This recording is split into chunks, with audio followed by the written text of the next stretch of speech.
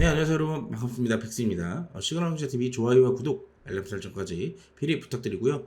오늘 우리가 알아볼 종목은 DI입니다. 화면 같이 보실게요.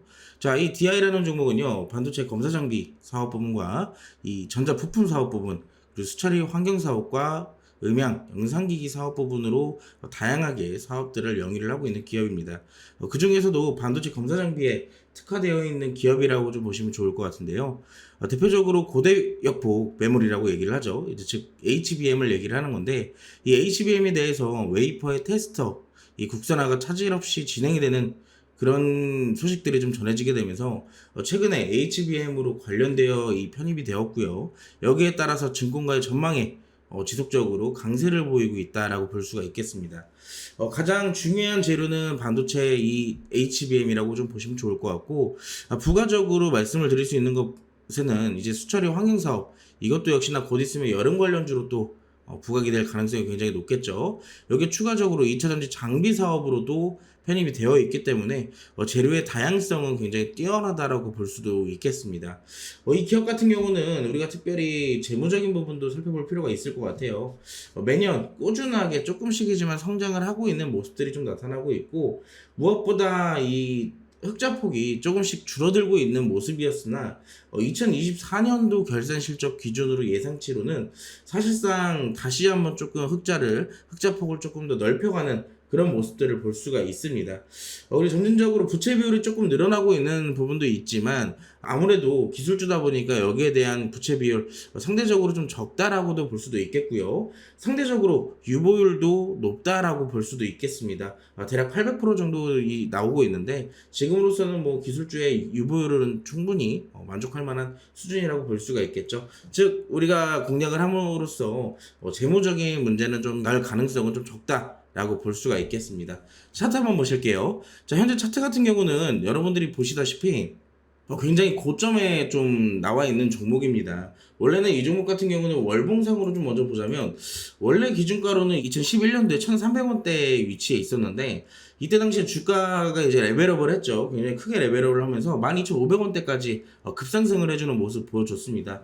대략 1000% 가까이 상승을 좀 보여줬었는데, 2012년도부터 만들어냈던 고점과 2,500원이라는 이 저점이 박스권으로 횡보가 진행이 되면서 대략적으로 한 10년이라는 시간 동안 이 박스 구간을 벗어나지 못했던 그런 모습이에요.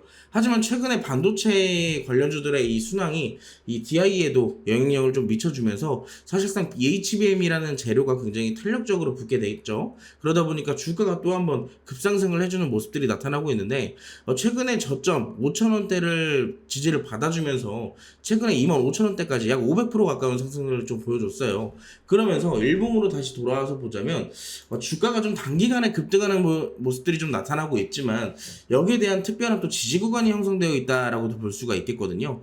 특히나 이번 연도 2월이죠. 이번 연도 2월 때부터 시작을 했던 이 HBM 이슈로부터 상승폭이 좀 지속적으로 상승 추세를 만들어 나가고 있다라고 볼 수가 있겠는데, 특히나 4월 18일 날 고점을 경신한 이후로 현재까지는 좀 기간 조정과 가격 조정을 좀 받아주고 있는 모습들 볼 수가 있습니다.